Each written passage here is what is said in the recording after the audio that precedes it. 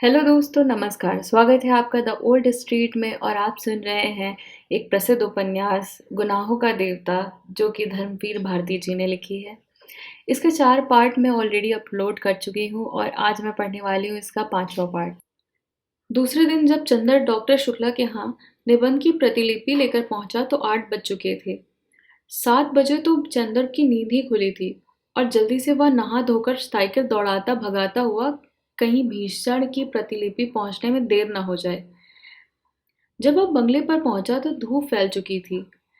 जब धूप भली नहीं मालूम देती थी, धूप की तेज बर्दाश्त के बाहर होने लगी थी। लेकिन सुधा नील कांटे के ऊंची ऊंची झाड़ों में से झांक झांक में एक छोटी सी कुर्सी डाले बैठी थी। बगल में एक छोटी सी मेज थी जिस पर कोई किताब खुली हुई रखी थी। हाथ में क्रोशिया थी और उंगलियों में नाजुक तेजी से डोरे में उलझ सुलझ कर रही थी।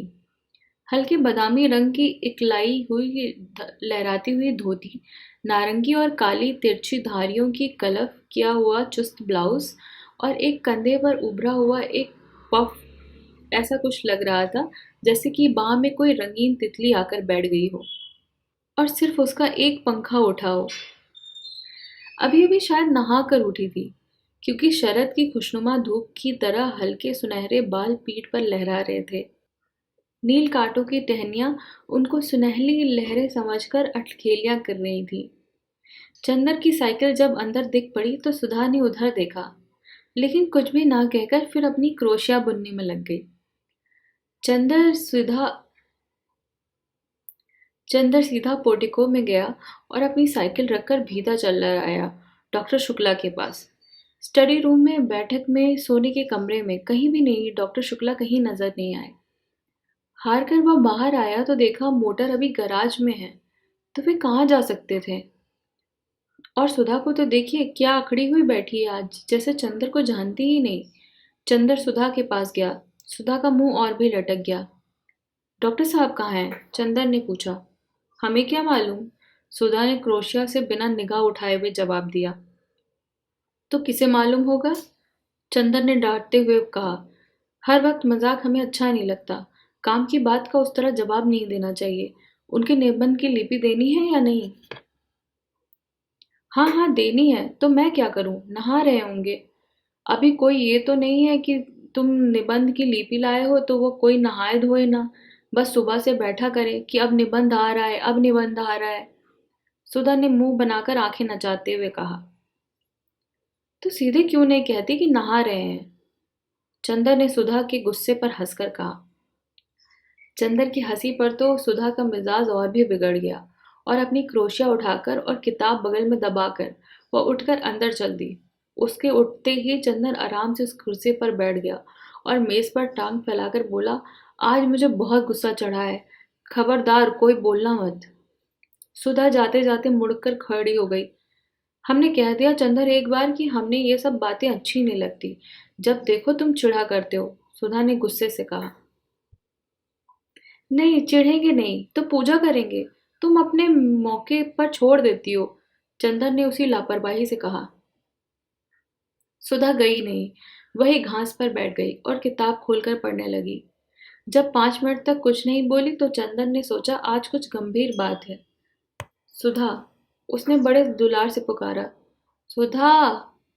सुधा ने कुछ नहीं कहा, मगर 2 बड़े बड़े आंसू नीचे किताब पर गिर पड़े। अरे क्या बात है सुधा, नहीं बताओगी? कुछ नहीं। बता दो, तुम्हें हमारी कसम है। कल शाम तुम नहीं आए, सुधा रोनी आवाज में बोली। बस इतनी सी बात पे नाराज हो पागल? हाँ, इतनी सी बात पे नाराज हूँ। तुम आओ चाहे 1000 बार ना आओ, इस पर हम क्यों नाराज होंगे? बड़े कहीं के आए, नहीं आएंगे तो जैसे हमारा घर बार नहीं है। अपने को जाने क्या समझ लिया है, सुधा ने चिढ़कर जवाब दिया। अरे तो तुम ही कह रही थी भाई, चंदर ने हंसकर कहा। तो बात पूरी भी सुनो। शाम को गेसू का नौकर आया था। उसके छोटा भाई हसरत की सालगिरह थी। सुबह कुरान खानी होने वाली थी और उसकी माँ ने बुलाया था। तो गए क्यों नहीं? गए क्यों नहीं, किससे पूछ कर जाती? आप तो इस वक्त आ रहे हैं जब सब खत्म हो गया, सुधा बोली। तो पापा से पूछकर चली जाती, चंदर ने समझा कर कहा। और फिर गेसो के यहाँ तो यहाँ अक्सर जाती हो तुम।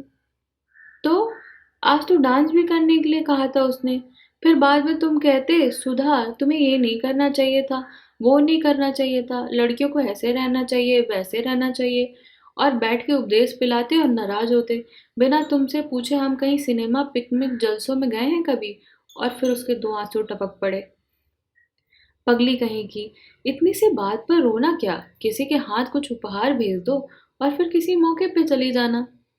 हाँ चली जाना। तुम्हें कहते क्या लगता है गेसु को कितना बुरा लगा होगा? सुधा ने बिगड़ते हुए कहा। इम्तिहान आ रहा है, फिर कब जाएंगे? कब है इम्तिहान तुम्हारा? चाहे जब हो। मुझे पढ़ाने के लिए कहा किसी से? अरे भूल गए, अच्छा आज कह देंगे। कहेंगे कहेंगे नहीं, आज दोपहर को आप बुला लाइए, वरना हम सब किताबों में लगाए देते हैं आग। समझे कि नहीं? अच्छा अच्छा, आज दोपहर को बुला लाएंगे। ठीक, अच्छा याद आया, बिसरिया को कहूंगा तुम्हें पढ़ाने के लिए।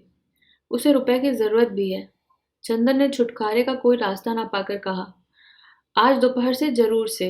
सुधा ने फिर आंखें नचाकर कहा। लो पापा आ गए नहाकर, जाओ। चंदर उठा और चल दिया। सुधा उठी और अंदर चली गई। डॉक्टर शुक्ला हल्के सावरे रंग के जरा स्थूलकाय से थे। बहुत गंभीर अध्ययन और अध्यापन और उम्र के साथ साथ ही उनकी नम्रता और भी बढ़ती जा रही थी। लेकिन वो लोग से मिलते जुलते कम थे। व्यक्तिगत दोस्ती उनकी किसी काम की नहीं थी। लेकिन उत्तर भारत के प्रमुख विद्वान होने के नाते कॉन्फ्रेंसों में, मौखिक परीक्षाओं में, सरकारी कमेटियों में वो बराबर बुलाए जाते थे और इसमें प्रमुख दिलचस्पी से हिस्सा भी लेते थे। ऐसी जगहों में चंदर अक्सर उनका प्रमुख सहायक होता था। इसी नाते चंदर भी बड़े प्रांत प्रांत में बड़े बड़े लोगों से परिचय हो गया था। जब वह एमए पास हुआ था तब से फाइनेंस विभाग में उसे कई बार ऊंचे ऊंचे पदों पर ऑफर आ चुका था। लेकिन डॉक्टर शुक्ला इसके खिलाफ थे। वे चाहते थे कि पहले वह रिसर्च पूरी करे। संभव तो हो तो विदेश हो आए, तब चाहे कुछ काम करे। अपने व्यक्तिगत जीवन में डॉक्टर शुक्ला अंत विरोधियों के व्यक्ति थे। पार्टियों में मुसलमानों और ईसाइयों के साथ खाने में उन्हें कोई ऐतराज नहीं था। लेकिन कच्चा खाना वे चौके में आसानी से बैठकर रेशमी धोती पहनकर खाते थे।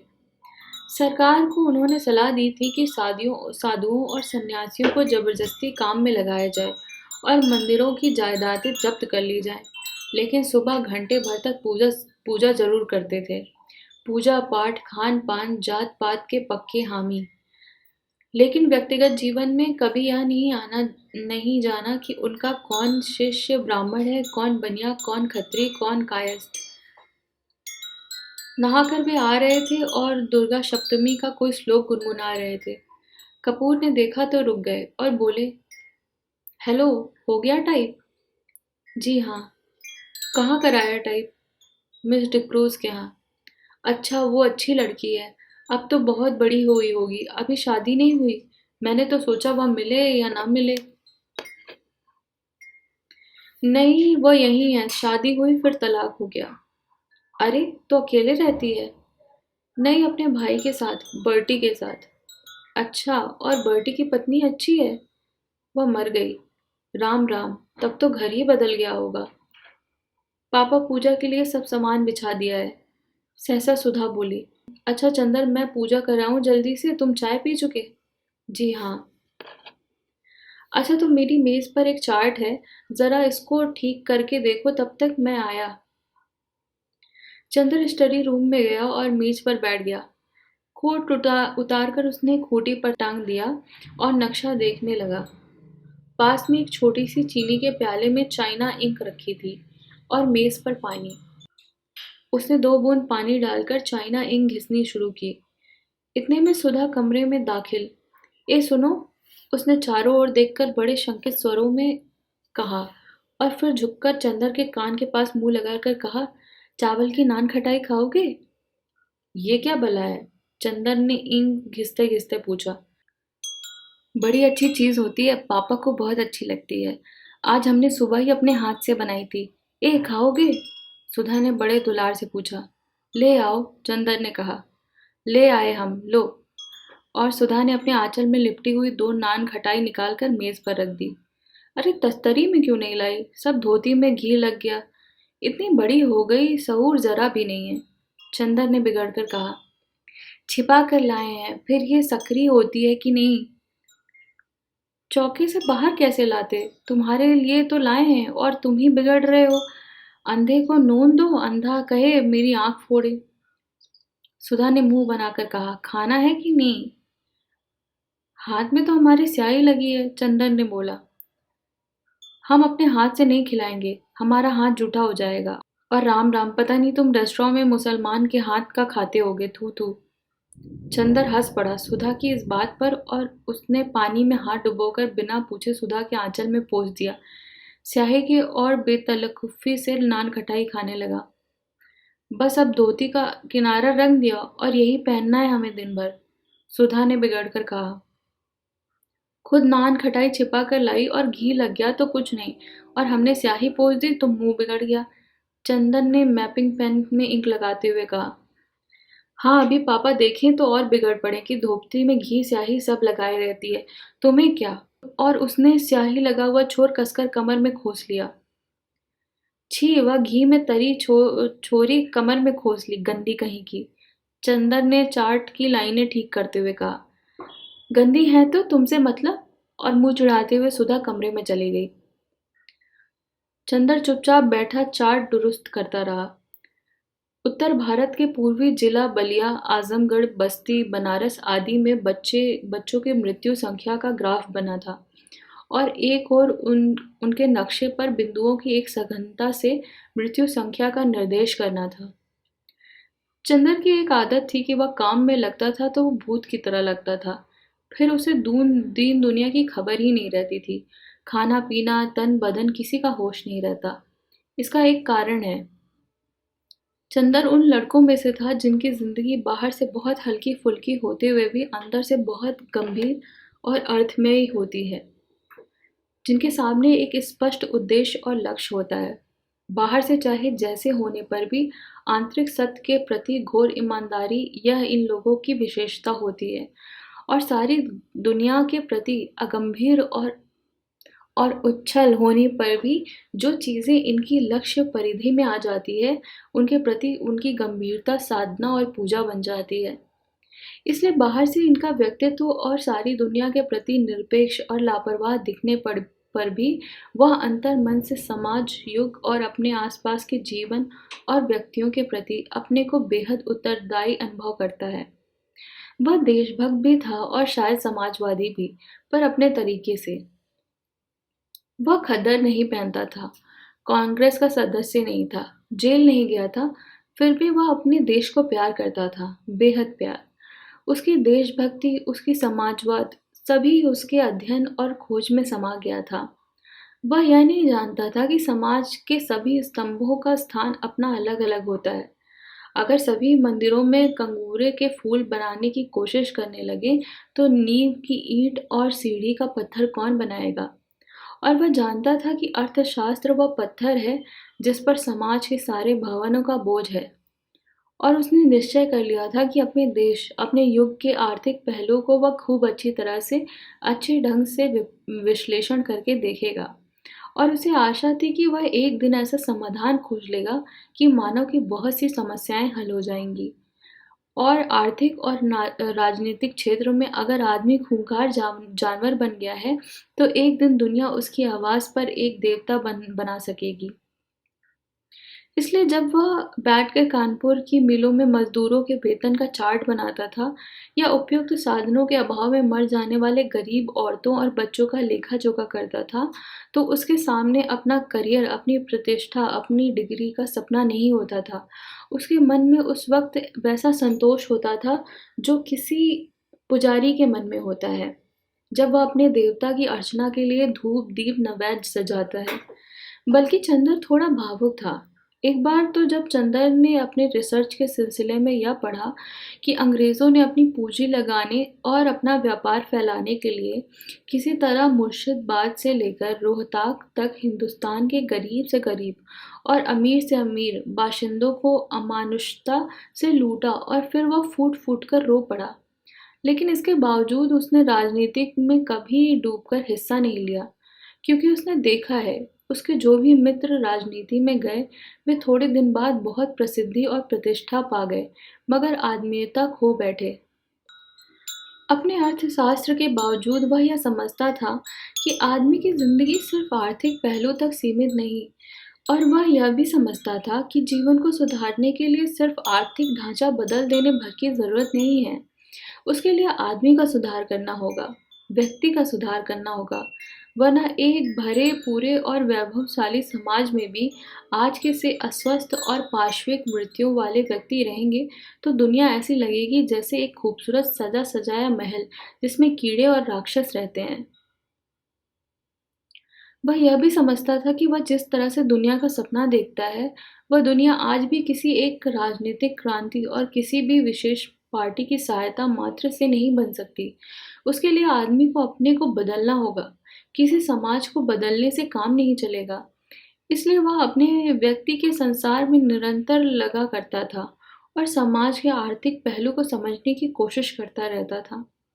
यही कारण है कि अपने जीवन में आने वाले व्यक्तियों के प्रति वह बेहद ईमानदार रहता था और अपने अध्ययन और काम के प्रति वह सचेत और जागरूक रहता था। और वह अच्छी तरह समझता था कि इस तरह वह दुनिया को उस ओर बढ़ाने में थोड़ी सी मदद कर सकता है, चूंकि अपने में भी वह सत्य की वही चिंगारी पाता था। इसलिए कवि या दार्शनिक न होते हुए भी वह इतना भावुक, इतना दृढ़ चरित्र, इतना सशक्त और इतना गंभीर था। और काम तो वह इस तरह लिया करता था जैसे वह किसी की एकाग्र उपासना कर रहा हो। इसलिए जब वह चार्ट के नक्शे में कलम चला रहा था तो उसे मालूम ही नहीं हुआ कि कितनी देर से डॉक्टर शुक्ला आकर उसके पीछे खड़े हो गए हैं। वाह, नक्शे पर तो तुम्हारा हाथ अच्छा चलता है, बहुत अच्छा। अब उसे रहने दो। लाओ देखें तुम्हारा काम कैसा चल रहा है। आज तो इतवार है ना। डॉक्टर शुक्ला पास की कुर्सी पर बैठकर बोले, चंदर, आजकल मैं एक किताब लिखने की सोच रहा हूँ। मैंने सोचा है कि भारतवर्ष की जाति व्यवस्था को एक नए वैज्ञानिक ढंग से अध्ययन और विलक्षण किया जाए। तुम इसके बारे में क्या सोचते हो? व्यर्थ है। जो व्यवस्था आज तक नहीं तो कल चूर चूर होने जा रही है, उसके बारे में तुमार बांधना या समय बर्बाद करना बेकार है। चंदन ने बहुत आत्मविश्वास से कहा। यही तो तुम लोगों में खराबी है। कुछ थोड़ी सी खामियां जाति व्यवस्था में देख ली और उसके खिलाफ हो गए। एक रिसर्च स्कॉलर के दृष्टिकोण दूसरा होना चाहिए। फिर हमारे भारत की प्राचीन संस्कृतियों परंपराओं को तो एक बहुत ही सावधानी से समझने की आवश्यकता है। यह समझ लो कि मानव जाति दुर्बल नहीं है। अपने विकास क्रम में वह उन्हीं संस्थाओं, रीति रिवाजों और परंपराओं को रहने देती है जो उसके अस्तित्व के लिए बहुत आवश्यक होती हैं। अगर वे आवश्यक नहीं हैं तो मानव उससे छुटकारा मांग लेता है। यह जाति व्यवस्था जाने कितने सालों से हिंदुस्तान में कायम है। क्या यही इस बात का प्रमाण नहीं है कि यह बहुत सशक्त है, अपने में बहुत ज़रूरी है? चंदर बोला, हिंदुस्तान में तो गुलामी कितने दिनों से कायम है, तो क्या वह भी ज़रूरी है? बिल्कुल ज़रूरी है। डॉक्टर शुक्ला बोले, मुझे भी हिंदुस्तान पर गर्व है। मैंने कभी कांग्रेस का काम किया, लेकिन मैं इस नतीजे पर पहुंचा हूँ कि ज़रा सी आज़ादी अगर मिल जाती है हिंदुस्तानियों को तो वे उसका भरपूर दुरुपयोग करने से बाज नहीं आते, और कभी भी ये लोग अच्छे शासक नहीं निकलेंगे। अरे नहीं, ऐसी बात नहीं है। हिंदुस्तानियों को ऐसा बना दिया है अंग्रेज़ों ने, वरना हिंदुस्तानियों ने ही तो चंद्रगुप्त और अशोक पैदा किए थे। और रही जाति व्यवस्था की बात, तो मुझे तो स्पष्ट दिख रहा है कि जाति व्यवस्था टूट रही है। कपूर बोला, रोटी बैदी की कैदी थी। रोटी की कैदी तो करीब करीब टूट गई, अब बेटी की कैदी भी। शादी ब्याह भी एक दो पीढ़ी के बाद स्वच्छंदता से होने लगेगी। अगर ऐसा होगा तो बहुत गलत होगा। इससे जातिगत पतन होता है। शादी ब्याह में कम से कम मैं भावना की दृष्टि से नहीं देखता। यह एक सामाजिक तथ्य है और उसी दृष्टिकोण में हमें देखना चाहिए। शादी में सबसे बड़ी बात होती है सांस्कृतिक समानता। और जब अलग-अलग जाति में अलग-अलग रीति-रिवाज हैं, तो एक जाति की लड़की दूसरी जाति में जाकर कभी भी अपने को ठीक से संतुलित नहीं कर सकती।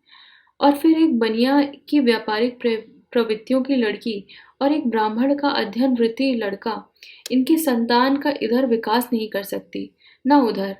तो यह सामाजिक व्यवस्था को व्यर्थ करने के लिए असंतुलन करना हुआ।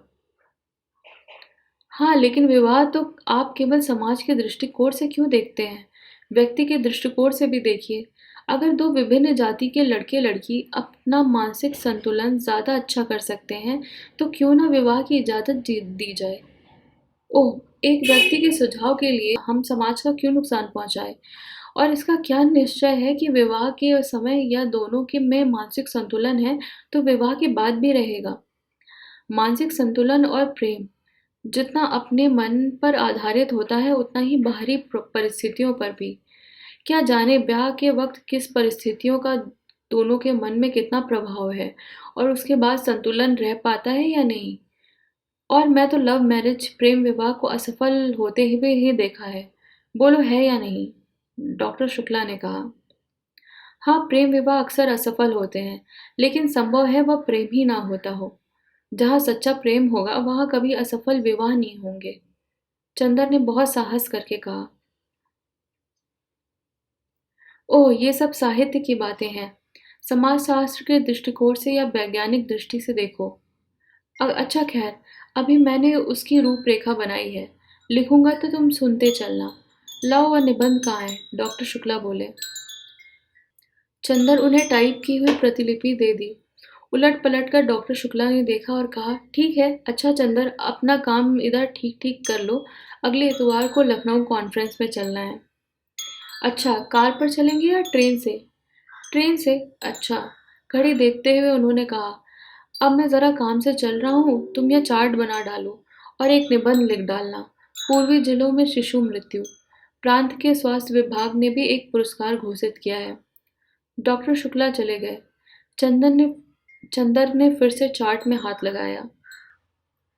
उपन्यास को आगे सुनने के लिए चैनल को सब्सक्राइब करें और बेल आइकन को ज़रूर दबा दें ताकि नोटिफिकेशन आपको मिले कि उपन्यास का अगला पार्ट कब अपलोड हो रहा है। यहाँ तक कहानी सुनने के लिए बहुत-बहुत थैंक यू। मुझसे जुड़े रहें और मुझे अपना फीडबैक कमेंट सेक्शन में ज़रूर बताएं। Thank you.